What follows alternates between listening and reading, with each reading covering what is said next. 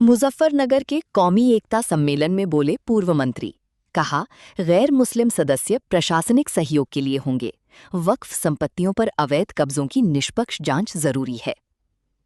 मुजफ्फरनगर जनपद के एक निजी बैंक्वेट हॉल में ऑल इंडिया मोमीन अंसारी समाज की ओर से कौमी एकता सम्मेलन का आयोजन किया गया। सम्मेलन में पूर्व कैबिनेट मंत्री मोहसिन रजा और पूर्व air wing commander AH Ansari मुख्य अतिथि के रूप में शामिल हुए। कार्यक्रम में बड़ी संख्या में जिले सहित दूर दराज से आए मुस्लिम समाज के लोगों ने भाग लिया। इस दौरान सामाजिक एकता, शिक्षा, भाईचारा और समाज में फैली कुरीतियों को समाप्त करने पर विस्तार से चर्चा की गई। सम्मेलन में समाज के उत्थान के लिए मिलकर कार्य करने का संकल्प भी लिया गया। कार्यक्रम के दौरान ऑल इंडिया मोमीन अंसारी समाज ने अपनी विभिन्न मांगों को लेकर प्रधानमंत्री और उत्तर प्रदेश के मुख्यमंत्री के नाम एक ज्ञापन पूर्व कैबिनेट मंत्री मोहसिन रजा को सौंपा। संगठन ने समाज के विकास, शिक्षा और सामाजिक हितों से जुड़े मुद्दों पर सरकार से सकारात्मक कार्रवाई की मांग की। कार्यक्रम के बाद मीडिया से बातचीत करते हुए पूर्व कैबिनेट मंत्री मोहसिन रजा ने वक्फ बोर्ड में गैर मुस्लिम सदस्यों की नियुक्ति को लेकर स्पष्ट रूप से कहा कि इसका विरोध नहीं होना चाहिए। उन्होंने कहा कि गैर मुस्लिम सदस्यों को शरीयत या धार्मिक मामलों में हस्तक्षेप करने के लिए नहीं, बल्कि प्रशासनिक व्यवस्था को बेहतर बनाने और पारदर्शिता बढ़ाने के उद्देश्य से शामिल किया जा रहा है। ऐसे में इस व्यवस्था का विरोध करने का कोई औचित्य नहीं है।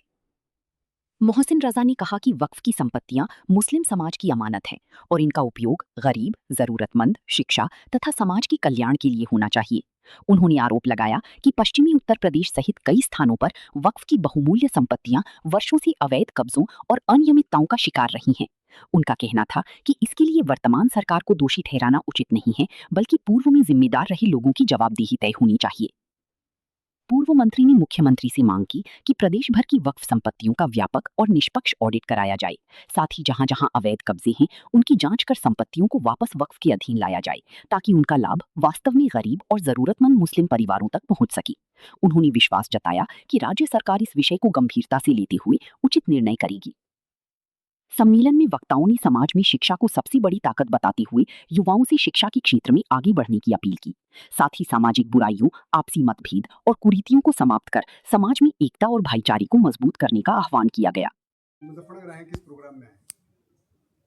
आपको पता है इतनी मोहब्बतें जो लोग हमें दे रहे हैं, और मुजफ्फरनगर ही नहीं, पूरा पूरा पश्चिम यूपी में मुझे जिस तरह का प्यार मिलता है, मैं बार बार आना पसंद करता हूं। और हालांकि मुजफ्फरनगर ये मेरा दूसरा या तीसरा दौरा है, और आज यहाँ पर जो हमारे मोमिन अंसार के नाम से जिनको आप जानते हैं, ये मोमिन अंसारी समाज का 5वां इनका जो अधिवेशन है, इनकी जो तंजीम है उसका, और सभी दूर दराज के आसपास के गांव से सभी लोग आए हुए हैं, मुजफ्फरनगर पहुंच गए हैं, और उनके बीच में जाकर हमें मोहब्बतें और खुशियां बांटनी है, और उन्होंने हमें इसका मौका दिया, तो इसके लिए मैं उनका शुक्रगुजार हूं। और आप सब यहाँ पर आए, आपका भी बहुत बहुत आभार करूँगा, क्योंकि इस वक्त ज़रूरत है हमारे समाज को, क्योंकि हमारे समाज के पास में लीडरशिप नहीं है, ख़ास करके जिसको मुस्लिम समाज कहा जाता है।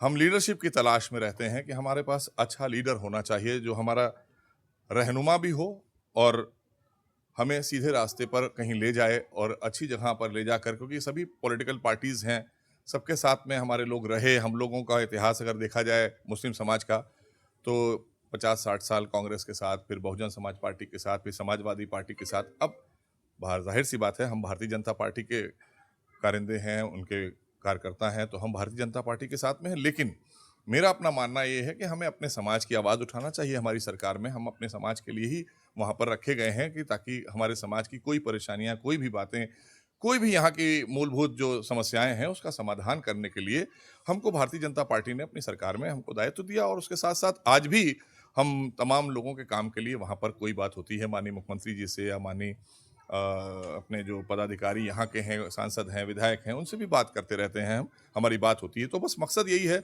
कि हमारे समाज का कैसे उत्थान और कल्याण हो, और जो इनके अंदर एक भय का माहौल पैदा किया जा रहा है विपक्ष के द्वारा, उसको ख़त्म करने का काम किया जाए। क्योंकि ऐसी कोई बात नहीं है, 11-12 साल हो गए हैं आदरणीय मोदी जी के नेतृत्व की सरकार में, ऐसा कोई चीज़ नहीं मुझे नज़र आती है कि 12 साल में कोई भेदभाव किया गया हो। और उत्तर प्रदेश में आदरणीय योगी जी के नेतृत्व की सरकार है, उसमें भी कोई भेदभाव नहीं हुआ है। लेकिन हाँ, अपराधियों पर अंकुश लगाया गया है। उसको लेकर अगर कुछ लोग अनर्गल सियासत करना चाहते हैं, वो करते रहें, क्योंकि उनके पास में हम वोट बैंक हैं, भारतीय जनता पार्टी के लिए हम वोट बैंक नहीं, हम भारतीय हैं। इसलिए हमको जो भी योजनाएं होती हैं वो पात्रता के आधार पर हमारे समाज को भी मिलती हैं बराबर से। और आप जितने भी हमारे मुस्लिम समाज के चेयरमैन हो या विधायक हो या सांसद हो, उनसे आप पता कर सकते हैं। यहाँ पर हमारे इस मोमिन अंसारी समाज के जो लोग हैं, इनसे भी आप पूछ लीजिए, ये बताएंगे आपको कि हर क्षेत्र में जो भी योजनाएं हैं, चाहे प्रधानमंत्री आवास हो, मुख्यमंत्री आवास हो या और भी योजनाएं हैं, वो उनको उसका फायदा पूरा मिला है। तो इसलिए इससे इनकार नहीं किया जा सकता। हाँ, कुछ चीजें हैं निकल कर आती हैं, मैंने सुना है कई लोग बोल जाते हैं, ऐसे बयान दे देते हैं जिससे हमारे समाज का दुखता है और हमारा भी दुखता है। ऐसा थोड़ी ना कि हम इस समाज से अलग हैं। तो उसके लिए साफ सी बात है, वो हमारी पार्टी का वक्तव्य नहीं होता है, वो भारतीय जनता पार्टी या हमारी सरकार का नहीं होता है। किसी आदमी का व्यक्तिगत है तो व्यक्तिगत पर हम कुछ नहीं बोलना चाहते और उनसे भी यही कहना चाहते हैं कि यहाँ पर जब सरकार होती है तो सरकार सबकी होती है, तो उन्हें भी हम सबको साथ में लेकर चलना चाहिए। वक्फ को लेकर, गैर मुस्लिम की एंट्री को लेकर कुछ ऐतराज जताया जा रहा है, तो किस तरह देखते हैं? देखिए, मुझे लगता है बिल्कुल नहीं ऐतराज करना चाहिए, किसी को ऐतराज नहीं करना चाहिए। ये जो लोग ऐतराज कर रहे हैं वही लोग हैं जिनकी दुकानें मुसलमानों के नाम पर चली हैं, ये वही लोग हैं।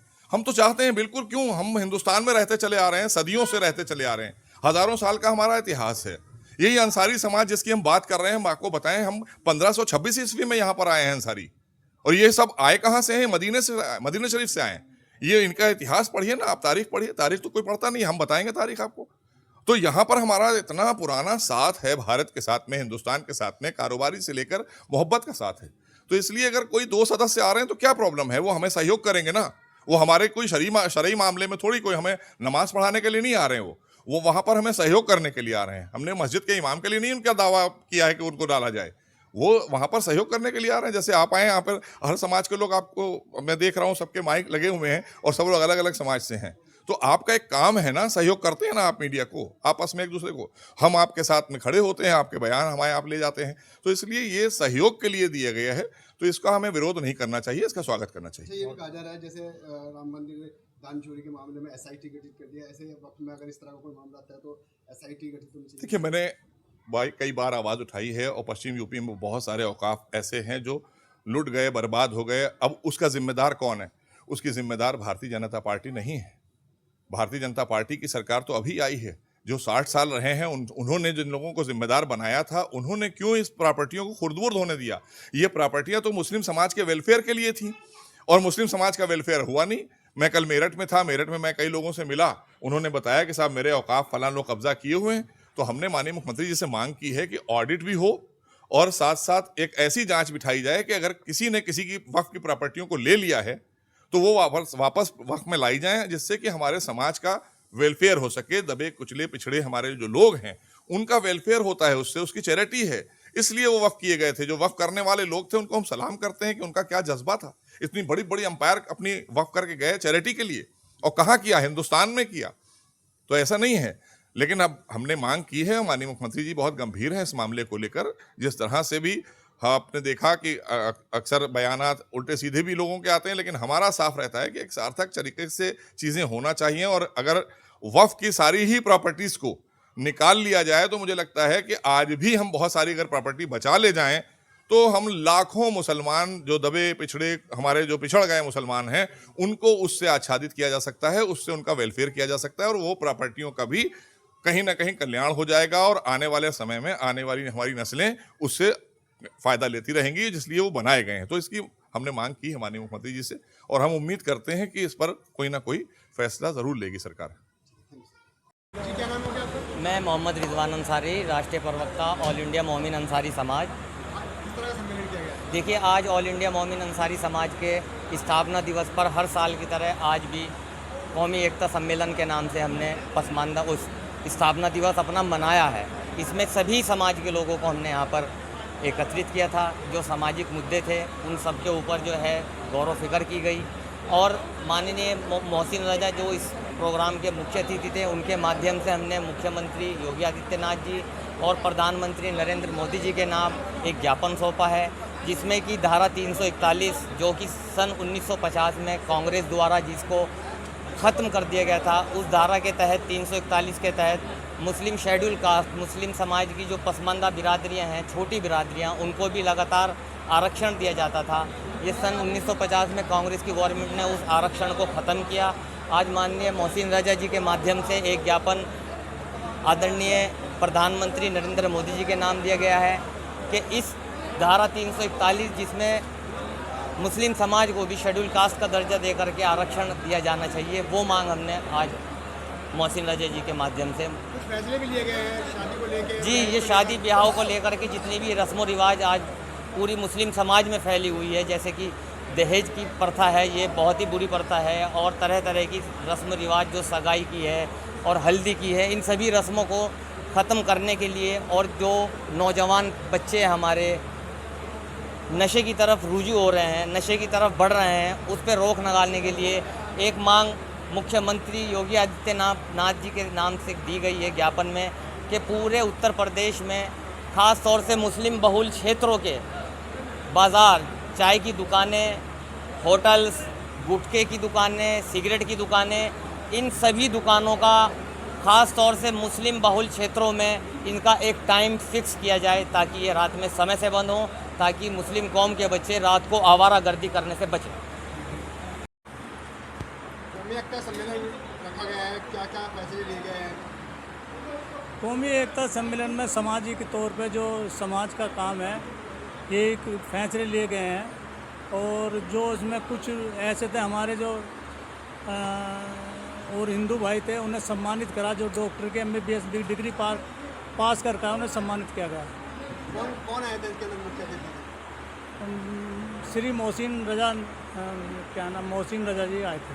कहाँ से लोग आए इसमें सम्मेलन में? इसमें दिल्ली से आए, हमारे हरियाणा प्रदेश से आए, बेंगलोर से आए, महाराष्ट्र से, बिजनौर से, बहुत दूर दूर से लोग आए।